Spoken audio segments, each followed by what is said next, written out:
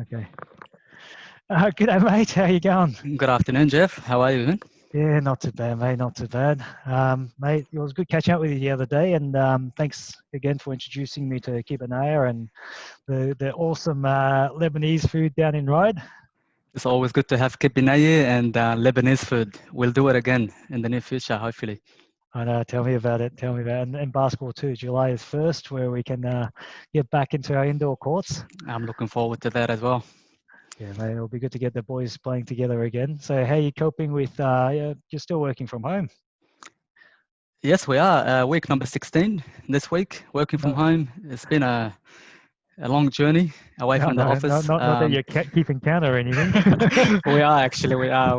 I'm really looking forward to going back, seeing my team again and everyone in the office and just getting that social connection back with everyone at work and miss our daily morning coffee catch-ups as well.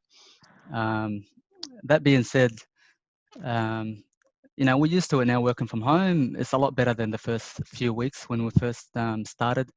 It was a challenge at the beginning, obviously, shifting everyone to fully work from home permanently and just making sure they've got the right technologies and setup in place, making sure they are safe, their families are safe as well, Yep. and just making sure keeping everyone connected and the energy going Yeah, to definitely, mate. minimize impact to our operations and our customers as well. Yeah, see that's the interesting thing is the technology is probably the easy part, right? Yeah, Working in tech, these things have always been around, but I think it's really truly the first time we had to rely on it. But then as we're learning that the hard part's the culture, it's up to you to keep the team together. It's up to you to ensure that everyone still feels connected. I think the worst thing is I think worst thing about sort of being at home sometimes is just not having that one-to-one human connection. There are certain things that you can only talk about when you're grabbing a coffee, and not being able to do that certainly is challenging. So I'm sure you have to find some way of staying connected that allows you to keep that human touch. yeah, definitely. It was a challenge. Just keeping the energy going across the team, making sure everyone stayed fit and active as well. I was actually organizing meetings where I asked everybody to go around for a walk around the Oh, block nice. and join That's a the great conference idea. call, Yeah. just to keep everyone connected on the same page. Plus, not to consume too much news, because news at the time it was just coming at us from everywhere. To be honest, yeah, it was a challenge, but I think we've done really well. I'm really proud of the team and how we've come as a company, and here we are. Yeah, I know. It certainly sounds like it, mate. That's great stuff, and I think you've done a good job to keep the morale up in obviously very challenging circumstances. Yeah, and I agree with you that we should not be reading too much news because it all sounds bad, but the reality is probably Yeah, not that's as right. bad as they make it out to be. And yeah, it was really good catch up with you the other day, and where we ended up was you're about to tell me your story of how you came to Australia before we ran out of time. So yeah, I don't know if you remember where we're up to. Yeah, look, in summary, it's a long story, obviously. In summary, I moved here about 15 years ago from Lebanon. I came for two reasons: one, to go to university and complete my uni degree, Mm-hmm. and also second reason, just to try and create a better future for myself and my family, and pretty much start a new life, a better life. These are the two main reasons why I moved here 15 years ago. Mm-hmm. It has been a long journey since then, Mm-hmm. with a lot of ups and downs, and obviously a lot of challenges or personal challenges, and uh, you know, other challenges adapting to a new country and a new culture. Yep. But it's a very I'm very proud of what I've achieved Mm. on a personal level over the last 15 years. But so you came here to do your uni, right? What were you here on your own? Did you have any family? Did you have any support? No family. I moved by myself at the time. And all my family still live back home in my home country. My parents, my siblings, all my direct family still live there. That was part of the challenge, moving here by myself, 18 years old. Um, Did you have much money to begin with? I think I landed with about 2 grand Oh at the wow. time. I had Oh, about that's 3 months. adventurous. It wasn't easy. Mhm, I think I landed in May. I landed in May, and I had about 3 months before my first semester started. mhm, So I had about 3 months to just get straight into it, work hard, save up for the first semester of my uni, mhm, and just continue that journey. I landed on a Wednesday mhm. in Sydney, and the following Monday, I was on a construction site doing Oh, construction crikey. work. And Wow. this is the type of work that I was doing for about 3 to 4 years of my journey in Australia. Mhm, I was doing construction work, different type of construction works, from mhm. carpentry or form work to concreting, roof tiling and paving. On weekends, I was doing work like supermarkets or fruit and vegetable Oh, wow. markets, Okay. or restaurants and cafes. These are the type of real work, real Yeah. jobs that I did at the time, to when I had to do it to kind of support myself and support, obviously, my uni fees as well. Hmm. Oh mate, that would have been pretty rough. And yeah, you're right. It's absolutely a real job. You know, I do have a lot of respect for people with real jobs because you know these are the jobs that ultimately create stuff. And you know I don't think people sort of give them enough credit in terms of just how hard it is. But the fact that you're able to do it, you know, that's a tribute to um, how tough you must have been. It does explain why you're so tough on the basketball courts as well. Of course, to be honest, I didn't have much options at the time. Obviously, coming here young with no local experience, Mhm, no university or degrees at the time. mhm, Uh, English obviously isn't my first language, so that was a bit of a mm, barrier as well. mhm, And I just couldn't find any other jobs. And what I realized is the construction type of work really helped me to study full time and work full time as well. Because mm, obviously, with construction jobs, you usually start early in the morning mhm, and finish um, early in the afternoon. So I could still manage to fit late afternoon uni classes plus night time. And that's how I managed to juggle between full time work and mhm. full time studying at the same time. Wow. Yeah. Mate, you kind of just did what you had to do to get through, and I have a lot of respect for that. You see, you know, I see some kids complaining about not getting enough on JobKeeper or you know, or New Start allowance, and you know, sometimes I feel like there's just too much sense of entitlement, whereas people like yourself, you know, you're young and hungry, and you did what it had to be done, and I think that you deserve a lot of respect for that. So, how did Thank you you. ended up in IT then? So you worked you were studying sort of you're studying full time and then you're working all these extra hours. You mustn't have got a whole lot of sleep. How did you end up with a career in IT? I did computer science at uni, so Hmm. I was studying IT. In my fourth year of uni, I managed to find a part-time job in a tech company, uh, who, or where they offered me 2 days a week, a part-time job. So that was kind of my first technology or IT job at the time. Yep. So I was working 2 days a week there, and then the remaining 4 to 5 days a week, I kept doing the construction work and the Mm, other work on weekends as well. mm, When I finished my uni degree, I actually moved to full time with this tech company. So mm, they obviously, well, I was lucky. They offered me a full time position after I completed my degree, mhm, and I worked there for a few years. Then I moved to work with few smaller technology businesses and companies, and then I moved to work for managed service providers for a yep. few years, and then obviously during this time I managed to become an Australian permanent resident and Mhm, a citizen afterwards. Um, and then after the managed service provider jobs, I managed to get into Telstra, mhm, where I did different roles, as you know, within the yep. company.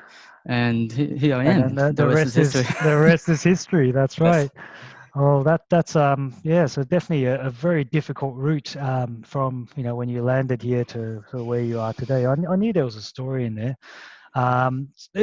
So what was behind, like, what motivated you to take on such incredible hardship? You know, what was going through your head at the time to allow you to endure the hardship to get to where you are today?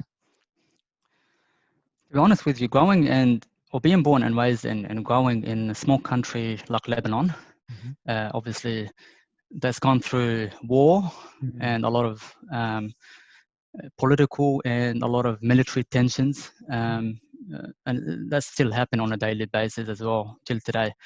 Um, you grow seeing a lot of difficulties and struggle around you, and you never have that feeling of safety, if I can put it that way.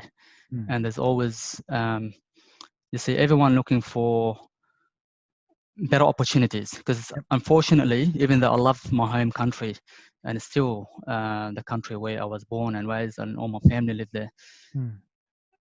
but growing in a small country, unfortunately, there's not much opportunities for everyone in the country. And that's why you probably see a lot of people like myself, Mm-hmm. especially the younger generation, they try to look for better opportunities in somewhere else. A lot of people move and migrate to whether it's Australia or US or Canada or Europe, just to try to create a better future for themselves, for their family, and to start a new life and find a better opportunity. And that was probably one of my motivation initially to try and move to Australia, find a way, complete my degree, and just kind of find a job and move from there. Yeah, in search of a better life. I can certainly identify with that. My parents did a similar thing with when we left Taiwan, because there was always this cloud, the threat of war. Obviously, in hindsight, it probably was a bit silly, but at the time, they were motivated in the same way. But so I understand that you kind of um, didn't have an option, right? So you understand that you had to work hard to make it in Australia, but surely that can't be it. I think what is there a secret formula? Or were you just smarter than everyone else? Did you obviously you worked hard, but what's your secret to making it?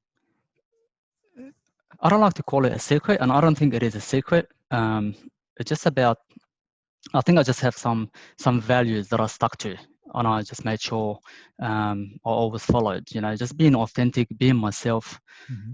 Um, having the right discipline and commitment to complete those milestones in my life to get to to my goal, Mm-hmm. um, and also not changing who I am to please other people.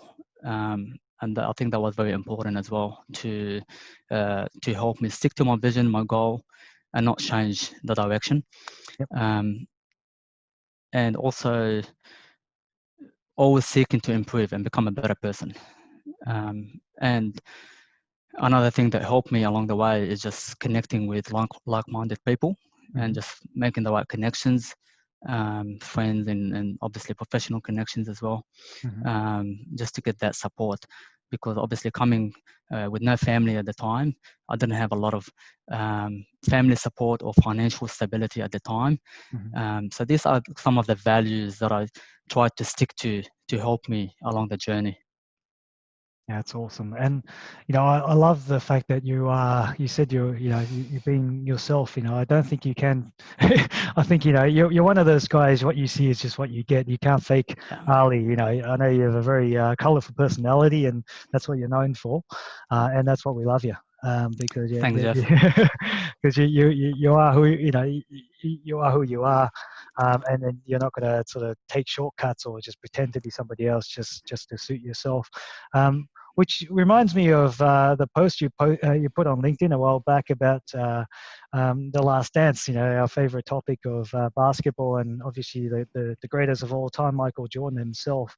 There is a parallel to sort of how MJ was always going to be who he was. He played his own game, and he didn't. He didn't change himself just so that he could Yeah. be liked.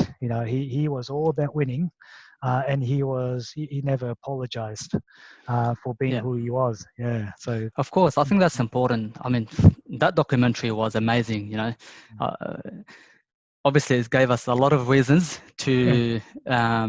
to finally agree that MJ is the GOAT in basketball, and he is the, was there not from ever my any end, doubt? but I'm sure there was a lot of doubts out there from other people.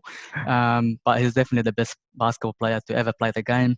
That documentary was full of powerful lessons, about how to be a true leader, motivator, how to uh, lead others by example. And obviously, it was interesting to see how MJ dealt with a lot of critical situations throughout his career as well. So great lessons. And yeah, I agree with you. He didn't change who he was to please others, but obviously he was also improving and constantly improving himself to be a better leader and better person. And that helped him become a better player. Yeah. Absolutely. So you saw the evolution, right? What's really interesting is that MJ has always been this talented player, and he was the best player in the league by far. Yeah. A long time before he was a champion before a long time before the Chicago Bulls won the championship, which was started in '91. And what was really interesting is to see that evolution from MJ, the best player on earth, to MJ, the leader of the best team on earth. He definitely has this mentality that he did whatever it took to make those around him better.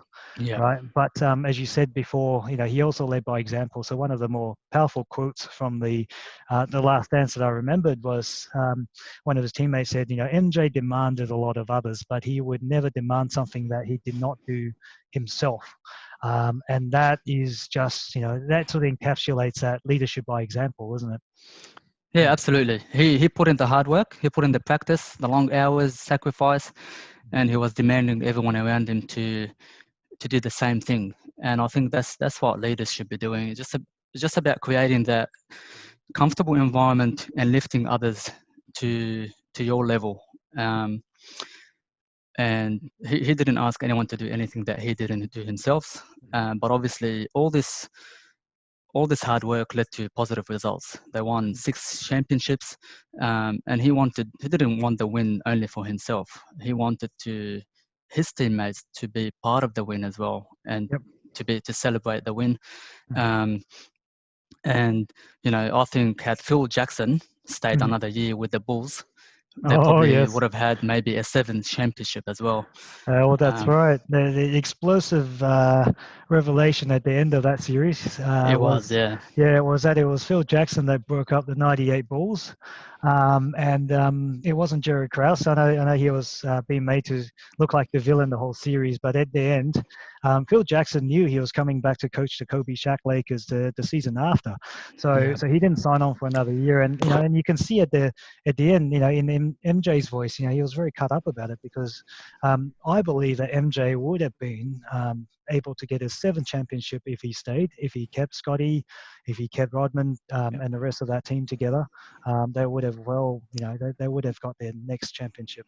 Definitely. I mean, you could see at the end of the documentary how he was still cut about it, and he still believed that he could have won another championship. So that was a bit emotional at the end of the documentary. But yeah, and that's what shows you that nothing is easy in life. You got to put in the hard work. Nothing is given to you. You have to go out there and get it done.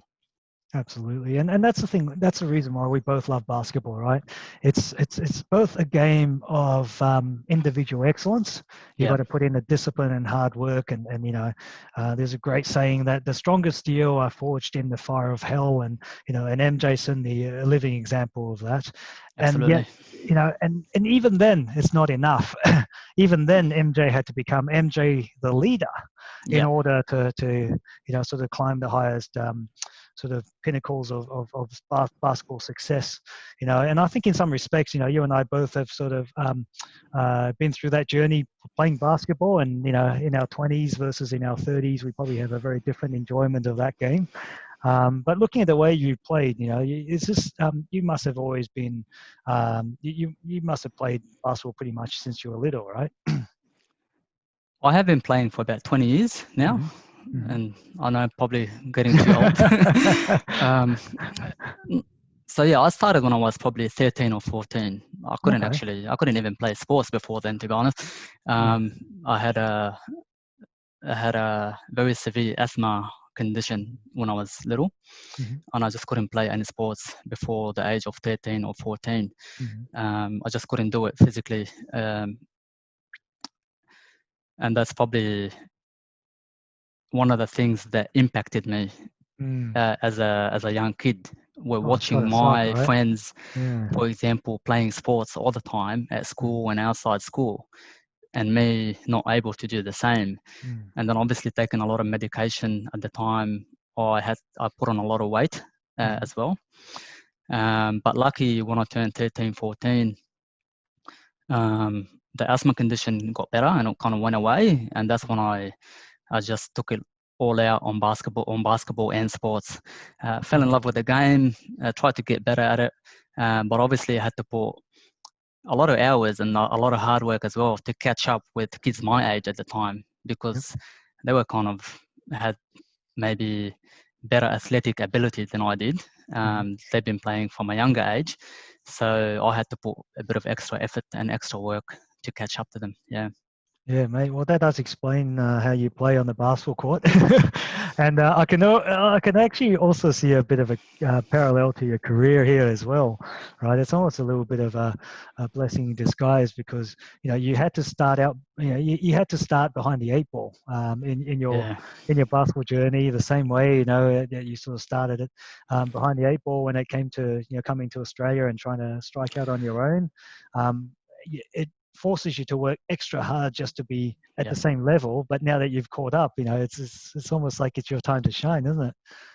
Of course, I agree. I mean, sports is not different from life in general. You can learn lessons from sport and apply it in your general life.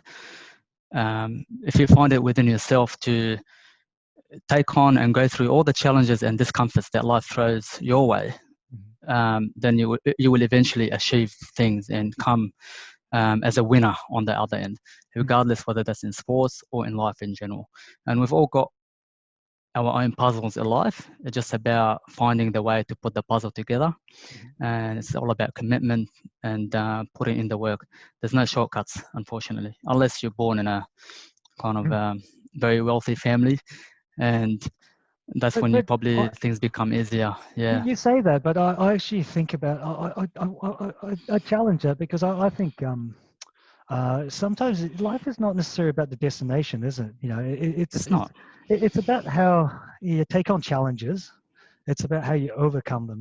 I think it matters. I don't think it's just a matter of I mean, if I just don't think it's about where you end up.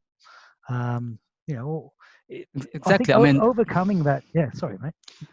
yeah, no, Yeah. I agree with you. What I was saying is, Mm, I don't define success as abundance, wealth. mm, mm, True happiness and success is not necessarily from the material things in life. It's just mm. about going through that journey, overcoming those little milestones in life. That is true Yep. success and true happiness.